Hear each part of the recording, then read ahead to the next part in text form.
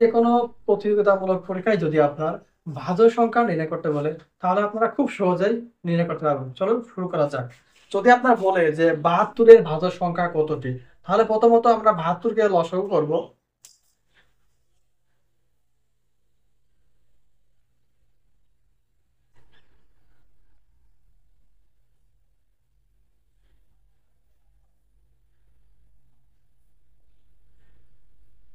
এবার আমাদের কাজ হলো দেখতে হবে যে কোন সংখ্যা কয়টি আছে। এখানে ২ আছে কয়টি? ২ আছে ৩টি। তাহলে ২ এর পর হবে ৩ গুণিত ৩ আছে কয়টি? ৩ আছে ২টি। তাহলে ৩ এর পর হবে ২। এবারে আমাদের মনে রাখতে হবে যে, যে সংখ্যার পাওয়ার যত থাকবে তার থেকে আমরা ১ বেশি নেব। এখানে ২ এর পর আছে ৩, তাহলে আমরা ১ বেশি নেব, তাহলে ৪ গুণিত এখানে ৩ এর পর আছে ২, তাহলে আমরা ১ বেশি নেব, তাহলে ৩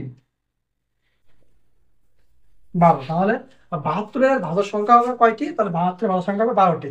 এখন যদি আপনাকে বলে যে এই ৭২ এর জোড় ভাজক সংখ্যা কয়টি এবং বেজোড় ভাজক সংখ্যা কয়টি? তাহলে যদি আপনাদের বলে যে বেজোড় ভাজক সংখ্যা কয়টি? তাহলে আমাদের এই দেখতে হবে যে এই সংখ্যাটার মধ্যে বেজোড় সংখ্যা কোনটি? এখানে ৩ বেজোড় সংখ্যা। তাহলে আমাদের বেজোড় ভাজক সংখ্যা হবে ৩টি। যদি আপনাদের বলে যে জোড় ভাজক সংখ্যা কয়টি? জোড় ভাজক সংখ্যা নির্ণয় করতে হলে আমাদের সূত্র মনে রাখতে হবে যে মোট যতগুলো ভাজক সংখ্যা আছে তার থেকে আমরা বেজোড় ভাজক সংখ্যা বাদ দেবো। এখানে মোট ভাজক সংখ্যা আছে কত? মোট ভাজক সংখ্যা আছে ১২টি। ১২টি। আর বেজোড় ভাজক সংখ্যা আছে কয়টি? বেজোড় ভাজক সংখ্যা আছে ৩টি। তাহলে ১২ - ৩ = ৯।